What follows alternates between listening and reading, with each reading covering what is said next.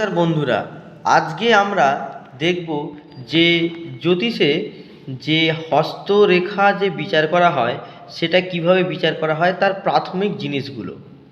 এবার আমরা শুরু করছি। এটা হচ্ছে পাম প্রপার, অর্থাৎ করতল যেটাকে বলা হয় বাংলায়। আচ্ছা, তার মধ্যে এইটা হচ্ছে শুক্রের মাউন্ট বা পর্বত বলা হয়। এটা হচ্ছে বৃহস্পতির, এটা শনির, এটা রবির, এটা বুধের। এবং এইটাকে এই করতলে এই যে সমতলটাকে এটাকে প্লেন অফ মার্স ইংরেজিতে বলা হয়। ওই কারণের সময় আমরা মঙ্গলের ক্ষেত্র বলি। মঙ্গলের দুটো মাউন্ট আছে বা পর্বত আছে, একটা আপার মাউন্ট একটা লোয়ার মাউন্ট। এই একটা হচ্ছে এই একটা মাউন্ট আছে এখানটা, এইটাকে বলা হয় রাহুর ক্ষেত্র। আচ্ছা, এইটা হচ্ছে এটাকে বলা হয় র্যাসেট। র্যাসেট ইংরেজিতে বলে, অর্থাৎ এটা বলে বন্ধনী আর কি, হস্তবন্ধনী বলে। এবার বিচার করতে গেলে প্রথমেই দেখতে হয় যে কোন মাউন্টটা এর মধ্যে সবথেকে ভালো আছে বা কোন মাউন্টটা খারাপ আছে ইত্যাদি।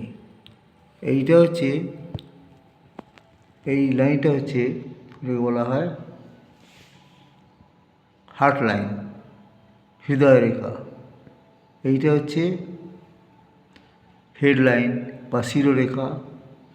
এইটা হচ্ছে আয়ুরেখা বা লাইফ লাইন বলা হয়। এছাড়া এই যে প্রতিটা মূল যে রেখা তার থেকে আরও শাখা রেখার মতো এই যে বেরিয়ে এসছে, এই যে স্টার্ট, এগুলোর আলাদা প্রত্যেকটার মানে আছে। এইখান থেকে সাধারণত লাইন অফ ফরচুন বা ভাগ্যরেখা দেখা যায়। এটা অনেকের ক্ষেত্রে এইখান থেকে আসে, অনেকের ক্ষেত্রে আরও নিচে থেকে আসে, অনেকের এইখান থেকে আসে, এইভাবে এসে এই হাতটার ক্ষেত্রে ভাগ্যরেখাটা যেমন এইটা হচ্ছে এর ভাগ্যরেখা। এইটা ভাগ্যরেখা যাচ্ছে কোথায়, সেটার বা শনি গ্রহের যে মাউন্ট আছে সেই দিকে এগোচ্ছে, গিয়ে এইখানে কিন্তু সে থেমে গেছে, অর্থাৎ এই হার্ট লাইনে এসে সে থেমে গেছে।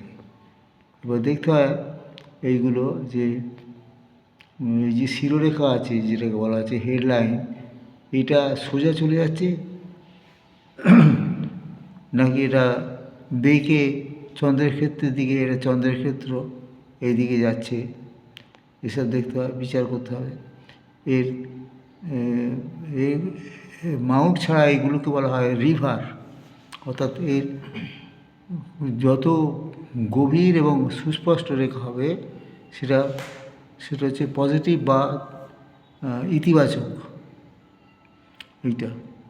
আচ্ছা, এই ক্ষেত্রে দেখা যাচ্ছে যেমন এই লাইফ লাইন বা আয়ুরেখা, এর থেকে এখানে একটা এর স্পাট বা সরু একটা রেখা বেরিয়েছে চুলের মতন। এটা যদি উপর দিকে ওঠে তো এটা ভালো, এটা যদি কুঁকড়ে যায় তাহলে কিন্তু বাধাপ্রাপ্ত হচ্ছে। তারপরে এটা হচ্ছে উন্নতি যোগ, এগুলো এ একটা আছে উন্নতি যোগ। এছাড়া আরও অনেক রকম রেখা দেখা যায়, বিভিন্ন মাউন্টে বিভিন্ন রকম রেখা যায়। শুক্রের মাউন্টে একরকম রেখা দেখা যেতে পারে। শুক্রের মাউন্টে কারো যদি ব্ল্যাক স্পট বা তিল থাকে সেটা মানে চরিত্রহীনতা বোঝায়। আবার বৃহস্পতির যে ক্ষেত্র এটা যদি নিচস্থ হয়, মানে খুব উঁচু নয়, নিচু, তাহলে সেটা কিন্তু তার পক্ষে খুব ভালো জিনিস নয়। আবার এতে উল্টোপাল্টা রকমের চিহ্ন, জব চিহ্ন বা অন্য চিহ্ন এসব থাকলে, তিল টিল এসব থাকলে কিন্তু তার অসুবিধা আছে তার। আচ্ছা, এইটা হচ্ছে শনির ক্ষেত্রে, এটাও তাই। রবির ক্ষেত্রে সাধারণত দেখা যায় লাইন অফ ব্রিলিয়ান্স যেটাকে বলা হয়, সেটা এইখান থেকে সাধারণত আসে, এইখান থেকে সাধারণত আসে উপর দিকে। এবার তার ফ্যাঁকড়া থাকতে পারে। এই ফ্যাঁকড়াগুলো কোন দিকে যাচ্ছে, কত গভীর, এই রেখাগুলো কত গভীর, অর্থাৎ লিভারের তেজস্বিতা কত, এইখান থেকে এই লাইন থেকে ধরা যাবে।